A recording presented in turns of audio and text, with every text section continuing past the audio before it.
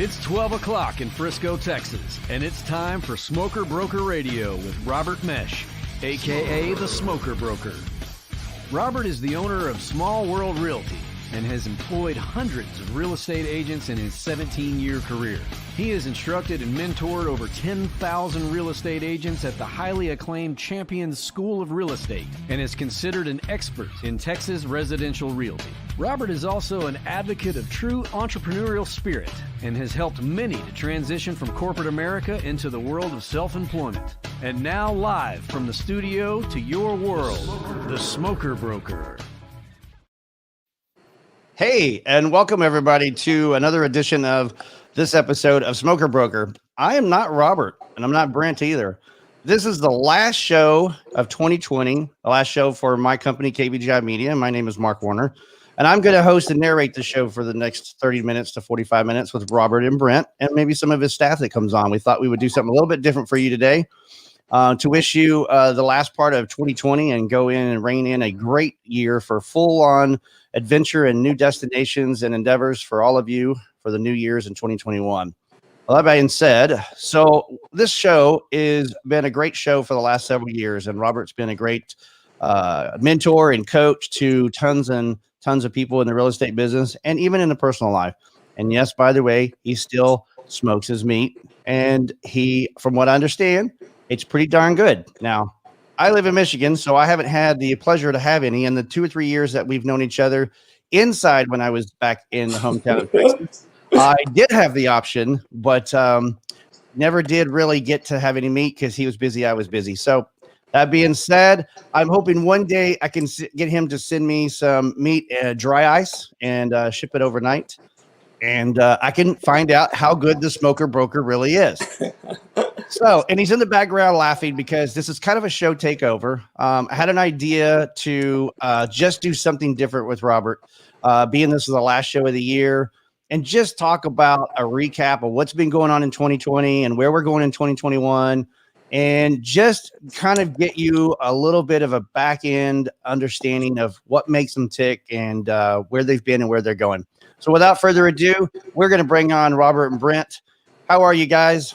Hey, Merry Christmas, Happy New Year. And don't feel bad, Mark. I've been with him 10 years. He's only cooked meat for me one time, so it's not like a... Really? Yeah, no. He's been invited a lot more, though. Then I don't feel so bad then, you know? No. Yeah. I mean, where it's funny because I know Robert gets asked it quite a bit, and I get asked this sometimes too. Is that what's the Smoker Broker about? Right? It's like, does he cook? Is he a chef? And I'm like, no, actually, he's a real estate agent and a broker in the mortgage industry and all. And they're like, what's the smoker? And is that good? It's far from it when the name comes up because I get a wide variety. I get hey, do you run a barbecue shop? I was like, no. Are you a cook? I'm like, no. Far from it. My favorites are when someone assumes that we're in the vaping industry. I love that one. I do get the far extreme every once in a while that we're in some type of marijuana production. My trademark attorney, their assistant, one time when they were going through patent on trademarking a Smoker Broker, the assistant said, I'm not really comfortable with this guy in trademarking, something that's illegal right now in most of the states. So we get a wide variety of people that mention the name. I've talked about it on many parts of different shows, but the name came from, it was really simple. I was playing cards with this regular group that has people that come in and out, and I sat at one end of the table one day, and someone said, hey, you're that smoker dude. And then another guy at the end of the table said, I thought you were a broker. And then that's where Smoker Broker came from many years ago, and it stuck for a long time. So what I'm hearing is you're not in the CBD oil business. Nope. And you're not a broker in finances or taxes or investments. That's correct. You're investing in people. We are and real estate. Every once in a while. Real estate, we do. Now, the part of the other side, where people assume that I'm just a cook or something. I'm not a cook or anything, but I am on a competitive barbecue team, and that is where. Well, technically, you are a cook or a master chef when you are at the Mr. Barbecue pit and you are grilling and smoking and having some good fresh smell and aroma around the area. I guess people could say it. I mean, we've won a few championships here and there, so I guess people could say that we're a cook that way. I'll tell you the one thing. See, you've got me hungry now, right? So you had to go straight into the food market. But I'll tell you, if you're in Northern Michigan, I'll tell you the one thing I miss, unless I physically do it myself, is being in neighborhoods when somebody down the street's got their grill cooked up and you smell the aroma down in the neighborhood. I don't have that pleasure unless I go out there and start my own grill. Well, Texas is interesting that way too, because it's amazing how many people cook brisket in this state. I mean, you can smell someone cooking a brisket literally a mile or two away, and Amen. A lot of times you have multiple people doing it. So it's, when they talk about Texas being the barbecue capital of the world, there's a lot of truth to it, because on a given day, you really can go outside and go, man, someone's got the smoker going on. And it's actually a pretty good feeling. Awesome. It smells like burning tires. If it's cooked wrong. That's only if you burn it. Yeah. That's right. It's cooked wrong. Yeah. And you know what's interesting? So talking about a little bit of meat there, I grill pretty decent when I make like turkey burgers or just good. It depends on the meat, right? Because if you have a meat with a lot of fat, it's really, really hard to cook the meat. Yeah. And we recently, I guess because of COVID, because of just shortage on manufacturing and processing, certain meats are getting harder to find. So you just have to kind of get what you get, right? Yeah. And I had to buy some regular meat, and I don't remember the percentage. We'll call it the 80-20 rule. It wasn't what I normally would buy. Yeah. And it had a lot of fat. And I cooked it, and I do a slow cook. I like to do, like when I'm grilling, I like to do it where I just a slow grill. I don't like to get 600-700 degrees and then char it and all that stuff. I like to, because I don't like pink meat. So I like to get it right to the part where it's just turning the color from pink. And then to me, that's done. I like medium well, but it can be less than that actually. Right. So I got these burgers and I cooked them and they looked perfect. And the moment we got them inside and cut them in half, I was like, what the heck? I didn't even cook them. Yeah. It was like pink and it's just like nothing. So, I had to stick them out there and put it at 200 degrees and let them cook for a while. Yeah. That's a lot of reason. A lot of times I'll use the pellet grill at home, because the pellet grill cooks very even. Very hard for that to happen on a pellet grill because the temp is consistent throughout the whole piece of it. So you can't, like a normal grill, torch it and the inside still not be cooked. On those, it's cooked all the way through all the time. So that's why I always use the pellet grill at home. So Brent, let's get to you. So am I right? You've been with Robert for the most part from the get-go, or pretty close? I would call he's a baby. Yes, he still is a baby, by the way. Kid. Yeah, he's the youngest on this call. Yeah, on this call. By he just far. won't leave. It's kind of a love-hate relationship, and I just can't leave. Well, that's good. Dino. Brent, we know what you do for Robert now. Obviously, you're in his business and you're out doing managing and selling, and you've been through the whole process through his business. What did you do before that? What was the scenario of Brent? Well, I mean, as far as in real estate or just before that? No, what were you doing in career? Where was Brent at? So I was a professional figure skater and figure skating coach for ever. That's just the opposite, isn't it? Yeah, it's not normal, not a normal career path, but didn't want to do that for my entire life. So I got into real estate, and I was originally signed or set to go with another firm. And then I met Robert at our real estate school, Champions, shout out to Champions, and joined on with him. Rock on. Yeah, was practicing part-time for about 8.5 years, something like that. And then finally just switched over last year when we made the switch to Keller. Oh, seriously? I did not know that. So I thought it was actually somewhere about 50-50 that you've been doing full-time for a couple of years. No, but I mean, my part-time job was my pipeline for deals. So that's why, a lot of our agents we encourage to do part-time, because that's where you build your pipeline and everything down the road. Awesome. Yeah. Well, I just see one of your teammates came in. He's got a little bit of a gray screen. So next time I see him come back on, oh, there he is. Let's see if I can get him on. Blake Sims. Hey, Blake. Hey, how's it going? Good. How There about he is. yourself? Good. Well, Blake, I understand you're one of the newest ones of the team. I think I am. Yeah, I've not been there too long. I joined back in June. So Doing a hell of a lot better than I did. Yeah, me too. Well, times have changed. So, Blake, what brought you? So, let me ask you a two-part question. What were you doing before you got into Robert's team? I've done a lot of different things. I've been in. Right before I got into real estate, I was doing like home remodeling and stuff like that. So that kind of journeyed me into real estate. And right before I got with Robert, I was working with a different firm that I joined out of school, and just wasn't a great fit for me. I mean, it's a good brokerage, but it just wasn't my cup of tea. So I kind of liked Robert from the get-go, and kind of realized I should have probably gone with him from the get-go, and he stuck with me, and I kind of just decided to switch over. So it was time to make the right decision for good change. Sounds like. Yes. So how long? So has it been a big drastic change in your life and your family getting into this industry, or did you already have a transition?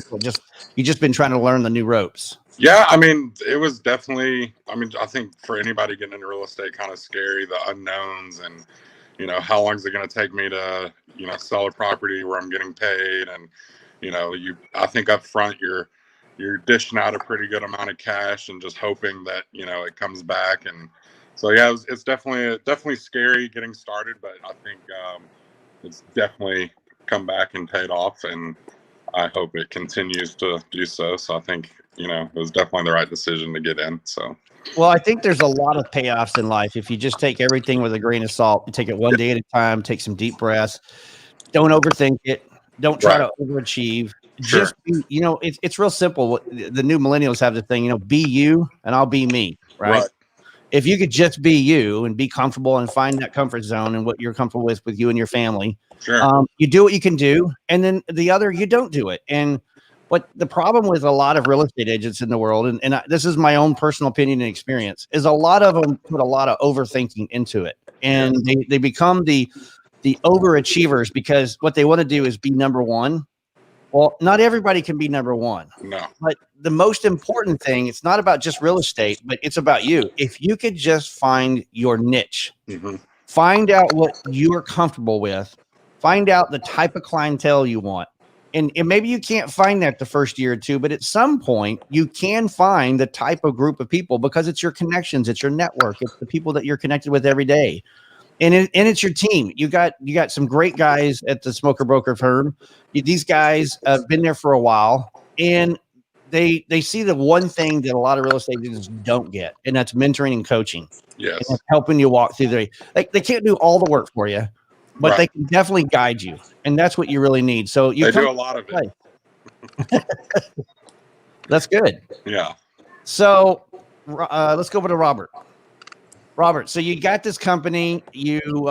How long did it take you that you found Brent? How long were you by yourself where you finally decided that, what, I'm going to the next level and I'm going to bring somebody on? Yeah, well, that story, that's a long one. Okay, short story, Robert. No, not story. Time wise, it's not the story's not as long as the time factor in it. So I originally started at Keller Williams. I spent 5 years there, and then I decided to go off on my own. And literally, I started with just a couple agents. I never had any ambition. I was doing this originally to have just a few of my friends doing it with me so that we could help each other when we had other things going on. Because each of us had other endeavors that we were doing. And this was not supposed to be a real full-time thing, So originally it was set up with just a few of my friends, and we caught on very quickly that a lot of people had the similar paths of having to do this part-time, and a lot of the brokerages, especially the modern-day brokerages, don't really encourage it. So we realized that there was a niche in there from the beginning, and we decided just to go ahead and start advertising that more. And then we started attracting people like Brent, and Brent was one of the beginning agents that came on. And we started realizing that there was a successful path in those types of people. Now, the reason why the story is time generated a long way, a lot of people are surprised by the fact that I have not brought anybody on until this past year with Brent. No one has ever helped me run the firm outside of me and my wife originally. And then when we kind of got it to where it was under a better, what do you call it, Comfort zone. routine, yeah, that wasn't needed as much. But then we started growing again, and the technology changed, and we had all these other different types of factors that came into play. So then we did need to have someone that has come through and that's able to support it. Now, here's the thing. There's a lot of people that run the type of firm that I do that start off with transaction coordinators or people that just do just minor grunt work type of things. I went past all that stuff, and I got to where if I was going to let someone do it, I wanted someone who knew how to do the whole thing, to do it from that if I had to step away, that they could run it. And what was great for me is that there were really no other choices when we did this. This was, he was groomed to do this. He had met the loyalty standard in being with us for the longest time. He's been recruited by other people. He could have easily gone other places, probably made a little more money here and there. It wouldn't have been for the long term, but he could have. But he met all the requirements and he learned everything. He did it on his own. He sought to learn the stuff that we do on the back end of this. So for us, when we decided to make this type of move, it was the easiest thing we had ever done because it was long overdue. So our story is weird. A lot of people are very surprised when I tell them that we have never had anybody run the firm until Brent earlier this year. I'm just a fall guy for him. He's kind of set that up. So if the FCC comes in, he's going to take me out. Blake's got to take off. He just came to stop in and chat with us. Well, that's interesting because as a CEO of a company, the biggest thing for a CEO to do, and Robert's done this, and he can probably contest this probably a couple of times over the years, is you got to get out of your own way. Yeah. If you're going to hire somebody, the CEO is the everything position, right? And so therefore, he doesn't want to. It's not a. There's a lot of trust factor. There's a lot of respect. There's a lot of honor, and that comes into being in that position. But it's hard to bring that other person in because you're letting go, even if it's just 1%. You're letting. Well, go. I'll give you a bigger version of that. You know, I come from working with the executive team at Foot Locker and Foot Action before I did this, and I think one of the toughest things about bringing someone on into your operation is the trust factor, because one of the problems in the corporate world, which I can't stand, is they'll mold somebody so you'll become a director of finance or whatever, and you'll have all these people, you're making all this money, and then they bring in someone below you like Brent, and then they show him how to do everything. And then they're like, well, you make 5 times what Brent does, so let's get rid of you and we'll just let Brent do it and everything will be fine. Well, that's the corporate way. And that's how corporate America works. And the hardest part about being in your own business is that same trust factor that you've shown someone how to do something, you've shown them your secrets, and you have to trust the fact that they are with you and that they're capable of running the firm like you do. And you're always going to have factors of people who peel off. You know, I have several agents Right. that have gone off and done their own thing. Now, I'm very grateful because each of those agents have always been very respectful of what I've run and have never taken anything in particular. And I think that's out of respect for me. But nonetheless, the fear and the threat always remains when you bring someone in and you train them and you show them everything that you do. That's someone you have to have a lot of trust in, because if you make a mistake there, it can be a fatal one. That is true. To your business and to your future. So. Well, hey, Robert, I know Blake needs to get going. So, Blake, I Yeah. just want to say. So 2 things to Blake, though. One, hey, man, happy birthday, brother. Thank you. It's Yay! his birthday today. He came on. We gave him like a 5-minute notice because we had forgot that we wanted to have someone new on the show just to talk for a little bit. But happy birthday, man. Thanks Thank for you. everything, too. I can't tell you how proud we are of you, buddy. Yeah. Appreciate it. Thank you. All right. Take care, man. You guys have a Happy happy New new Year. year. Have a good one. All right. So, Robert, a couple of years ago, I went to a leadership class and in a 3-day class, I heard everything. What I heard was 5,000 things that you should do as a CEO and 5,000 things you shouldn't do as a CEO. Yeah.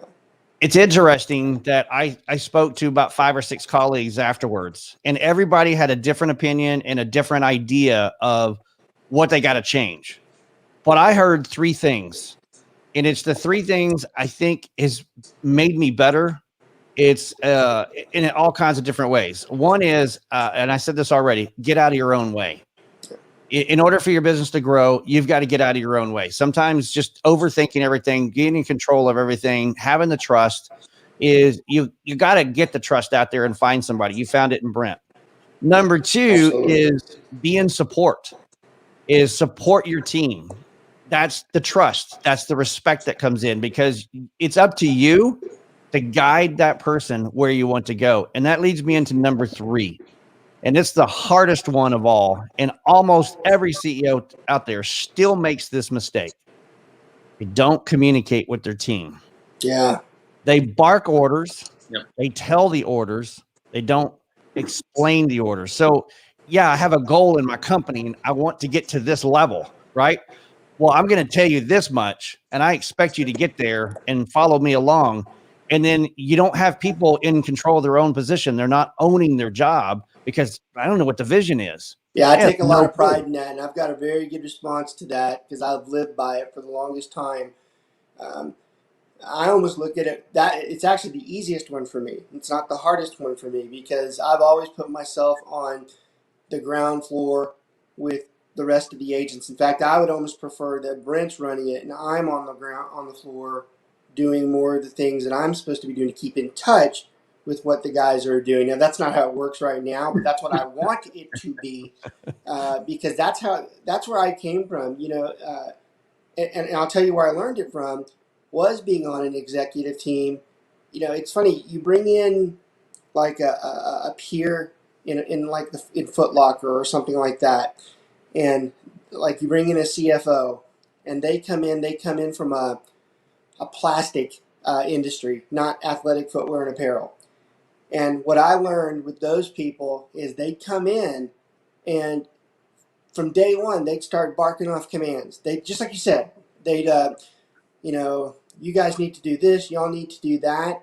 And I remember so many times leaning over going, hey, look, they ain't ever going to respect you unless you know how to clean the bathroom, do the bank drops, run the register, run the operations, and do it genuinely. They will never listen to you. Now, I learned that previous to working at Foot Locker Foot Action. I spent my first 10 years working at Kroger, and I worked my way through college that way. I was working in management with them too, and that's where you learn those types of things, that you have to be on the floor and you have to know what to do. So for me, that's always been the easiest piece of it. The ones that put themselves up and don't do a damn thing, I'm like, good luck, because if you lose touch, the only thing we have is value added. And if we don't add value, then those people got no business being with us. I wholeheartedly agree with that. There's the thing about hiring people these days and working with people is, my favorite 2 words is common sense. Me too. There's a lot of people that think about it's me, me, me, me, me. I want. Please give me. Yeah. Well, the only way you're going to get is if you work, and you've got to walk. You can't talk the talk, because if you're not walking, if you go back to I'll mention a company, Zappos. Zappos had a lot of good things at the time. It was kind of great ahead of its time, but it actually paved the way for how some companies needed to run customer service, because they had this awesome, inspiring inside team, and the owners and the founders shared their team with you so they can see how excited your employees were, because they did a couple of different things. They made each person feel like that they're the CEO of their job title. They made each person feel comfort, that they had support and they had trust and that they had respect, and that they guided them. They told them, because they communicated with them, how you should do your job. Well, isn't it, I think it was Herb Keller Herb Keller's the one that used to say, and I'm going to butcher this because he's such a great man. He used to say, this is very easy to do. He says, if the employees are happy, then that shows to the customers, and then they're happy. And if they're happy, then they come back and they continue to pay the people that were happy, that made them happy in the beginning. That's not exactly how he said it, but it works something like that. Like you said, your people come first, and if you treat them right, they'll treat the customers right. There you go. So I love that you said that, and I'm on the same page with you. Personally, I've had a company that supports something for my home, and I wanted to change service, so I called to cancel. And I ended up getting, I don't know, some person in the office, whatever it was. And they said, okay, well, I'll take it through and I'll process it. And then the day later I get a call and I don't know who this guy is on the phone. I'm not getting a positive attitude, but I'm not getting a negative attitude. It's just kind of 50-50. And finally he goes, well, listen, I'm the owner of this company. And it hit me. I don't want to leave this company if this guy can talk to me and tell me what the problem is and what's going on. And I finally just opened up and I told him, I said, the reason that I want to drop you, you're a little bit more percentage in cost than some other people I could go with here locally, but you are a locally owned company. You are the CEO of your company. You've built your franchise really good, but your customer service stinks. Yeah. I mean, I can't tell you, when I call, I cringe to talk to your customer service. Every single person in there hates their job.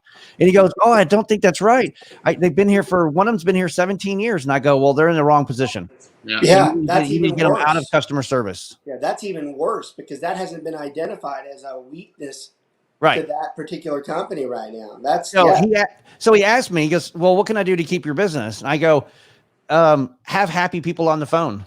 You know, I call not because I want to. I call because of necessity that I need you to help me with my home. And you're a service that provides service to my home. It's that simple. And there's limited people in your industry in my general area. So I want to stick with you, even though you're a little bit more than a larger company that I could go with. But if you could change your customer service, your company will change tenfold. Well, you know, I love this conversation. It's funny. I guess maybe we should do this more often, every once in a while, because I don't have people ask questions, and it reminds me of how important some things are that are in subjects that I don't touch. But customer service is by far the most underrated importance of any business there is. They talk about so many other things, from manufacturing to accounting to good inventory management, and none of it matters if the customer service isn't correct. I have always been very fortunate of the background that I had to get me to where I was. I do believe that I was self-made in a very weird way. You know, look, I've been supervising people since I was 17 years old. It's a true story too. When I was at Kroger, I literally was an assistant manager when I was in high school. I had about anywhere from 100 to 150 people that I'd be dealing with at any point in time. I went through and eventually became into management with Foot Action and Foot Locker, and then transitioned into real estate and eventually became a real estate broker. And the point I'm making to you is I've been supervising people for that amount of time, but I've had a lot of money spent on me to make sure that I'm customer service trained and customer service oriented. Now, I mean, I'm talking a lot of money. It's got to be somewhere in the $500,000 to $1 million range of money that has been spent to make sure that I'm properly trained on customer service. And here's the funny part about that. In all the money that's been spent on me, in all the years I've been a supervisor and run my own firm, the best training I ever got to this day in my life on dealing with people and customer service is running those customer service desks at Kroger. Because there, you learn everything. You learn to deal with the rich, the poor, the good, the bad, the happy, the mean, and you have to put yourself on their level to deal with them. And it's a skill that's very difficult it's not easily taught. You have to experience it. And I think that's one of the biggest failures in the modern work ethic today is that too many of the kids are so privileged and entitled that they're not forced to learn that. They're not forced to learn what it's like to serve somebody else. They're actually raised to be more smart aleck, not as respectful. And when you run those types of operations, you learn that you cannot be like that. You have to be respectful or they'll throw you out. Yep. And you have to learn how to solve problems. And to me, that's been the greatest thing when it comes to customer service. And the reason why I expanded on that is because when you brought it up, I always fail to tell everybody that is probably one of the most important components of what it is that we do, is to make sure that that service level is high. There are very few people that ever come back and tell you that a response that I gave wasn't customer service oriented to make sure that they were taken care of in the way they needed to be taken care of. It's probably the most important thing in business that I never would agree with talk that. about.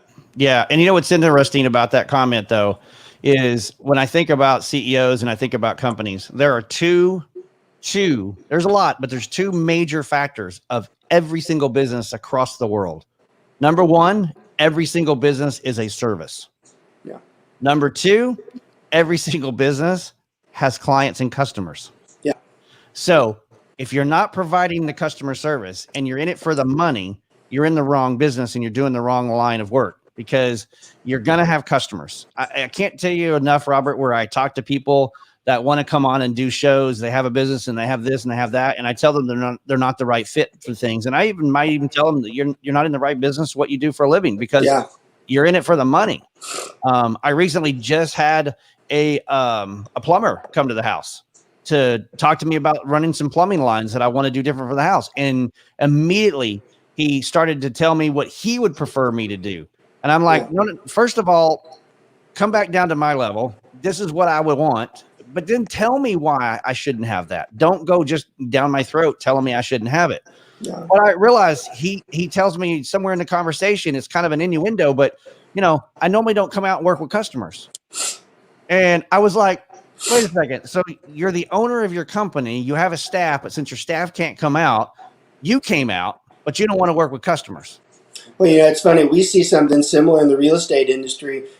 We see a lot of brokerages that when they interview their agents, the person interviewing them is like the fifth or seventh down. Like, where the hell's the guy that runs the place, man? You know, maybe they ought to come in and peek their head in and see what it is that person wants to bring them in. You know, I mean, don't you think that that's a good idea, that we actually have some type of care that what we're bringing in? And so we see the same thing. We a lot of times don't see the head broker or the owner, you know, on the floor. Now we're fortunate where we are. We actually see that, but there are a majority of the locations in other brokerages that they don't have any part of it. I'm like, I don't know how you run it.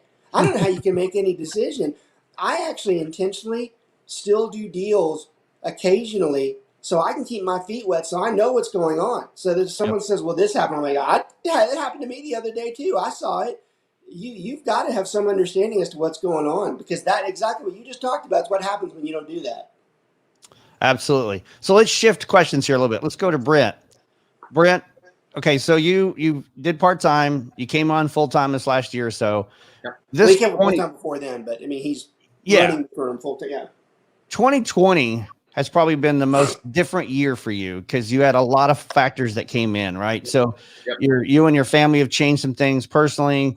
Yep. You went full time. You've had to put more effort into this, and now it's become a different career for you.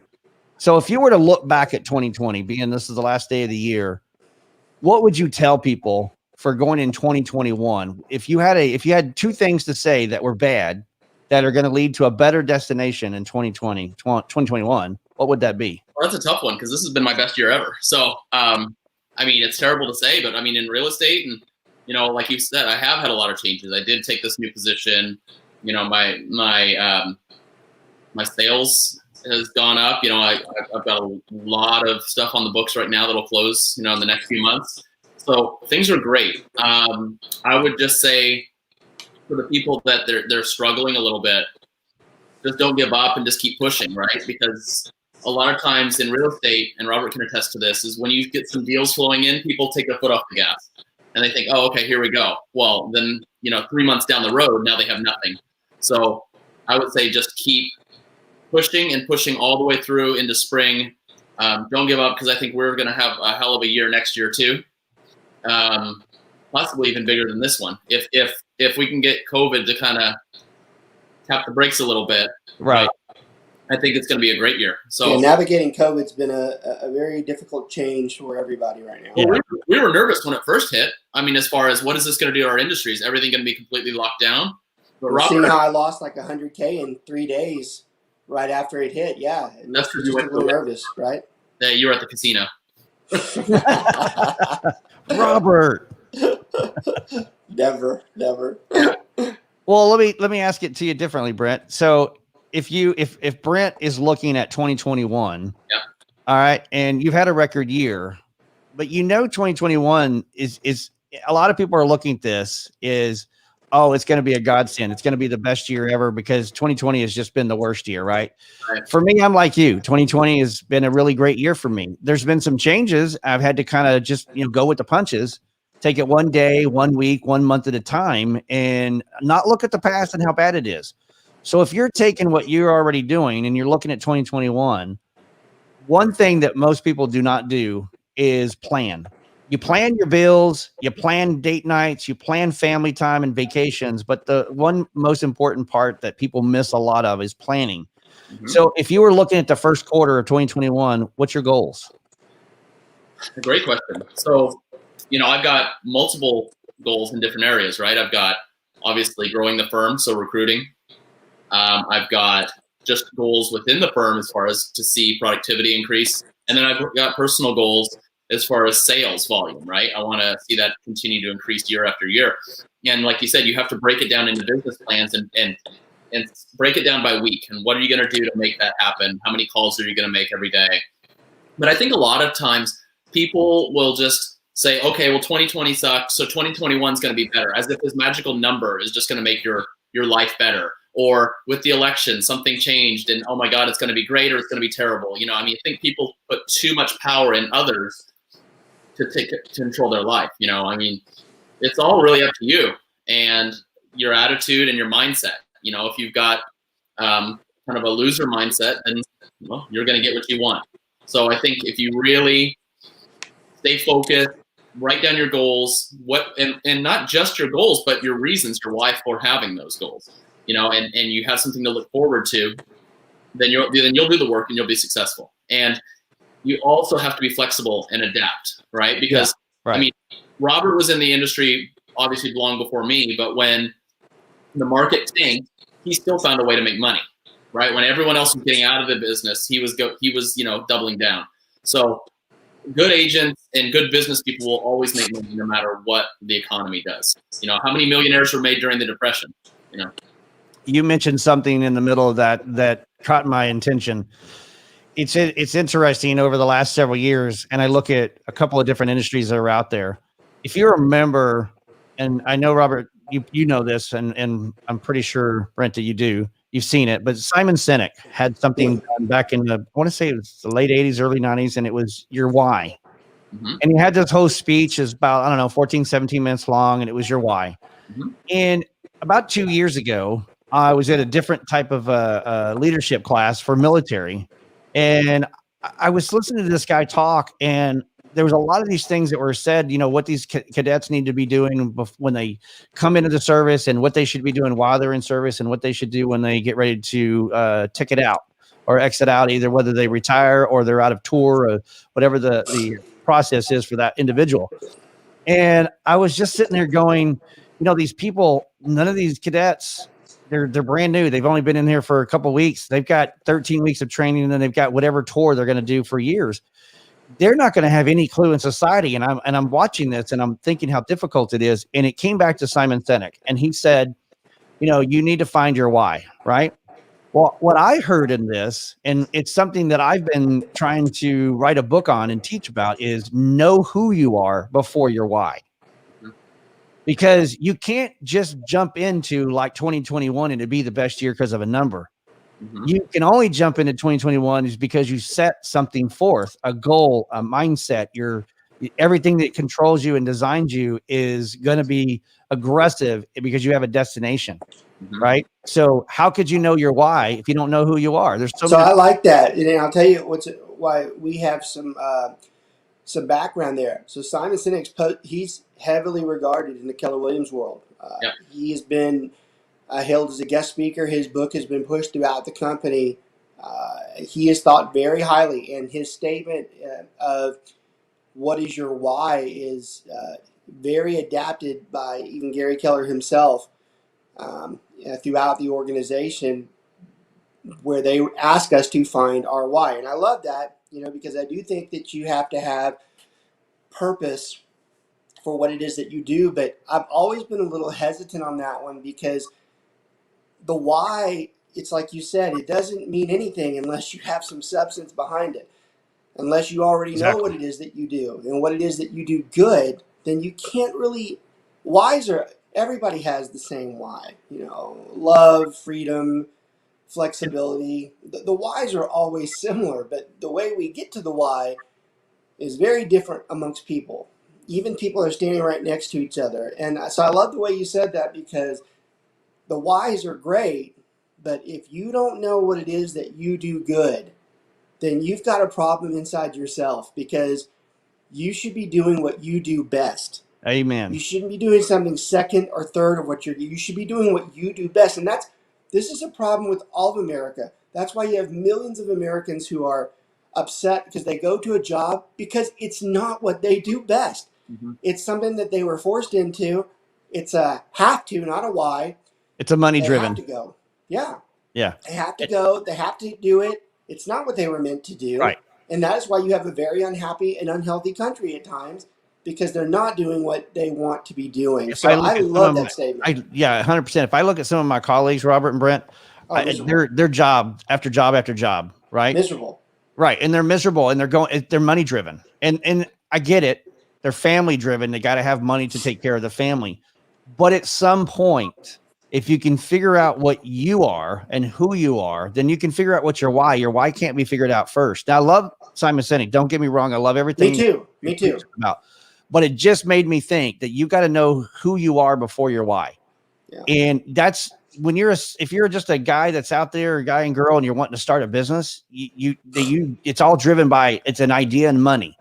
You got to step back from that, and you got to think about, okay, what niche am I good at? What am I going to do? The number one position that I've seen in the industries that are the easiest to get into without overthinking it is people that are artists. They've already been doing it for a while. They didn't do it just last night. Yeah. They've been doing it for a while, and they have common sense to think that they don't have to overthink it. All they got to do is put some colors together, and look, you're either going to like it or you're going to hate it, right? Yeah. And if you hate it, well, then I'll move on to something else. But they don't start their company right off the bat. They do it for a while. People inspire them, and they get inspired. So that brings me to real estate. 2021 is going to be a great year. I think 2020 for real estate, mortgage, brokerage, I think it's all been probably one of the best years in 10 years. It's just it has been the best ever. Right.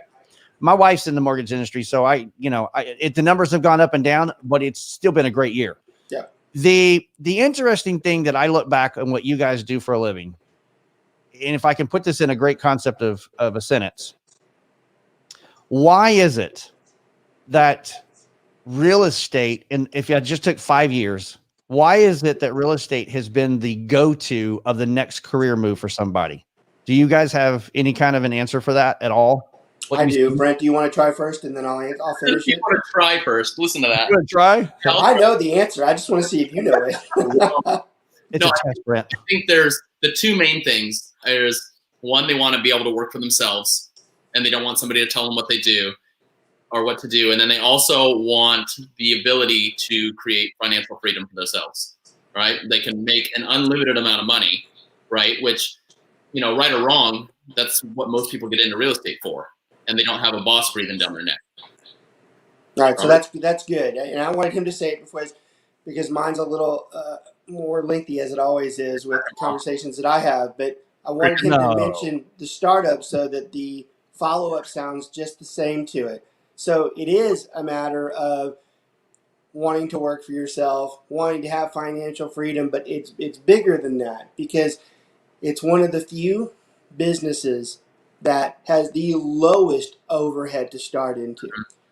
There is no business in this country or in this world that you can start with as little money and have a legitimate business and have the income potential than you can in real estate. So that's a fact. All right. So that's there. That's there. That's reason number one why someone should always flock to doing real estate, because that exists and there's truth to it.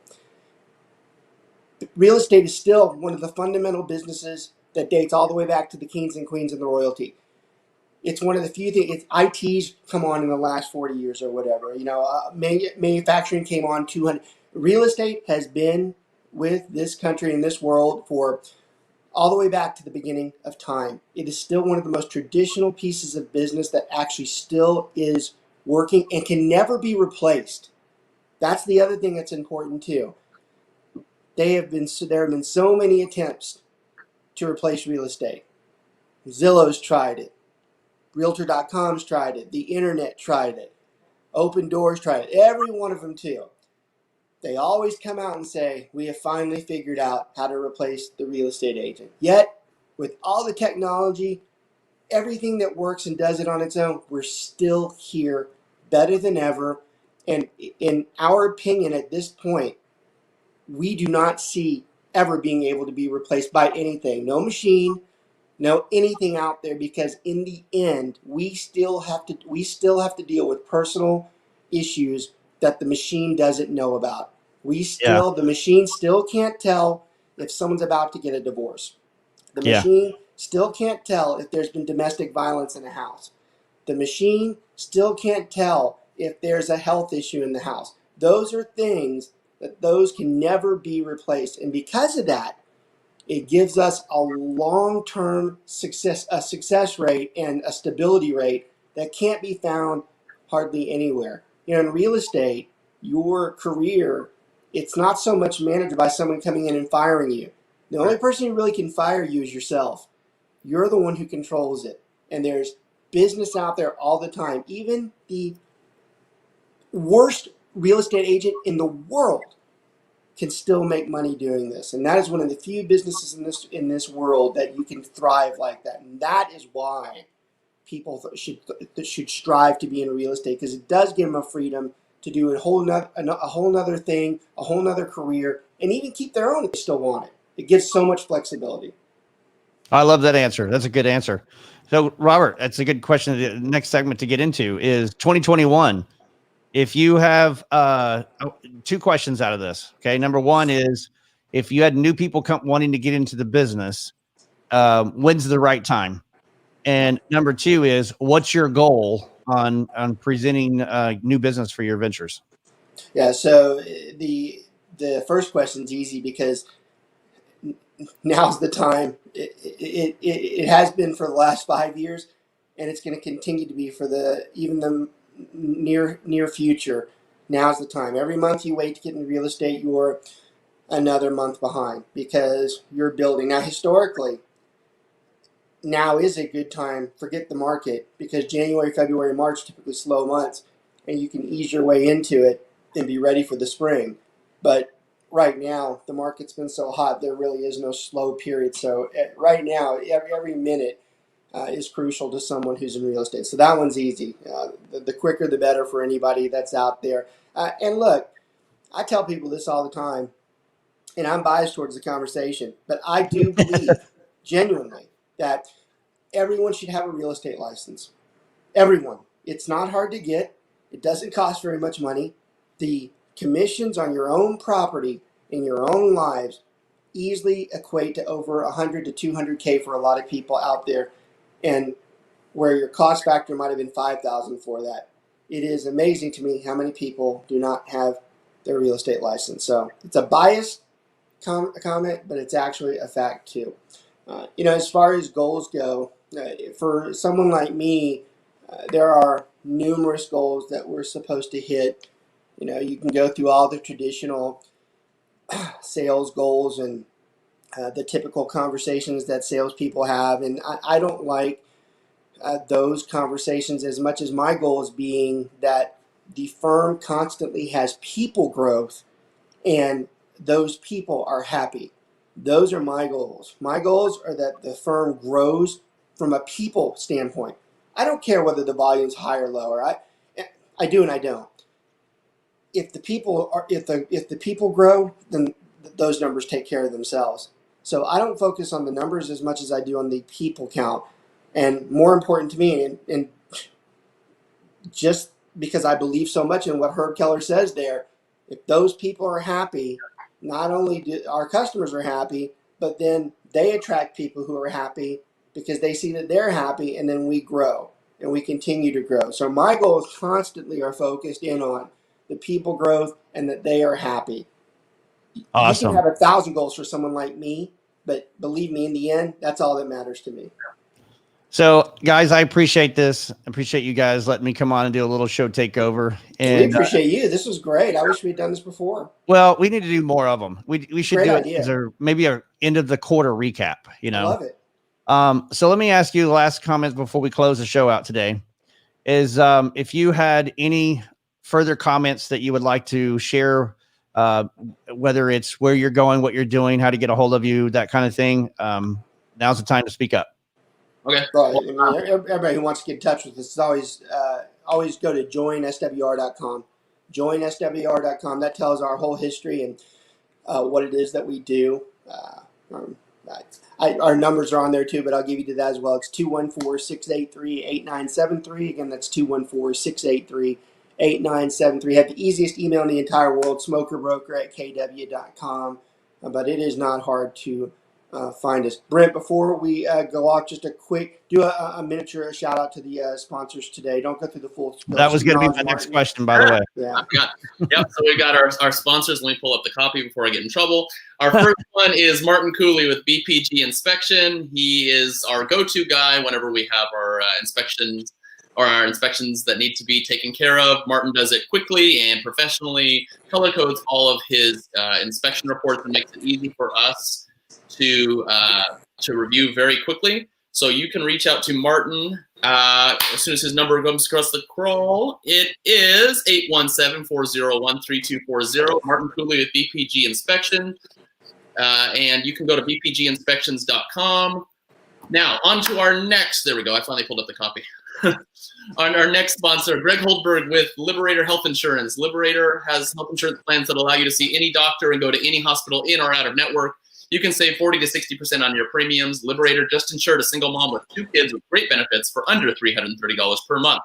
These plans offer the largest PPO provider network in the United States that covers hospitalizations and surgeries, doctor's visits, preventative health screenings, teledoc, x-rays, MRIs, labs, emergency rooms, and urgent care, and much more. As an independent broker agency, Liberator works with some of the best health insurance carriers in the industry to get you the most coverage at an affordable monthly premium. For more information and get a quick quote, call or text Greg Holdberg, Independence Health Insurance Broker at 214-886-4688 or visit them at liberatorhealthinsurance.com. Outstanding. Always appreciate the sponsors. You know what's interesting about that, Brent? Roddy. Yeah. You need to do some voiceovers. Brent would be good at voiceover. Brent, I think about the way we had the studio before. Brent could have done the voiceovers. In fact, I don't think it's not too late. You know what's funny? Before I got into real estate, I wanted to do play-by-play, or be a color commentator for sports. Well, honestly, when Mark was doing the Legends, I was going to tell you to go out there with them one time because they basically were letting us do that. Do you hear that keyword? You were going to tell me, but you didn't. Well, I mean, you had just started this stuff, so I didn't know, but you could have done well with that. Yeah. I was always looking for somebody. I had probably 8 or 9 people over the 5 years that I did it. For the Legends, and we did it for Mesquite Rodeo. We were probably one of the first radio stations to commentary rodeo on radio. A lot of them did video, but let me tell you, in the 3rd year, it was getting hard to find people to run it. So I had to find run-of-the-mill guys that were on Instagram or Twitter that I saw them posting things, and that's how I found some of them because I was like, "Hey, would you like to come and be a commentator?" And they're like, "What?" That's smart.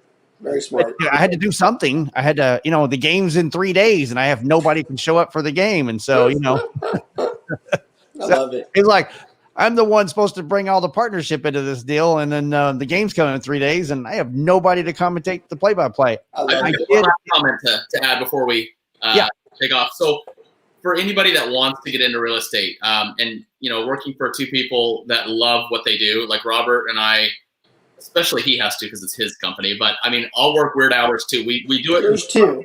We love it because we do it because we love to to help. And we have no problems answering calls at 11 at night, although I'll be asleep, or 4 a.m. He'll be asleep. But, we really, really love what we do and love supporting our agents. And so when we love what we do, our agents feel that, and then they're happier. So go to joinswr.com, check out our webinar. Will be on next Tuesday, and you can learn about it. Yep. Amen to that. So I will say this to all the listeners that are listening out there before we close, and I'll let Robert do the final end, is coming in the future of probably sometime in January, February at the very, very latest, is there's going to be a lot of new stuff for Robert on this show. A lot of new graphics and new videos and intros and everything that Brent was just talking about, his whole sales technique. There's probably going to be some really cool things that I'm going to be doing for you guys. Guys, thank you so much. It's been a great year. I appreciate your well, I don't even know what I'm trying to say. I appreciate your friendship. I appreciate the business ventures that you guys have put out and what you do for a living. You guys are always inspirational. I think you guys have been great for the industry. I think the industry is an injustice because they don't know you guys. And I believe that if you're telling people to become a part of the industry, they need to know you guys, even if it's just mentoring and coachship and just in things like that, where you can help and guide and mentor them in the industry, even if they don't come work for you.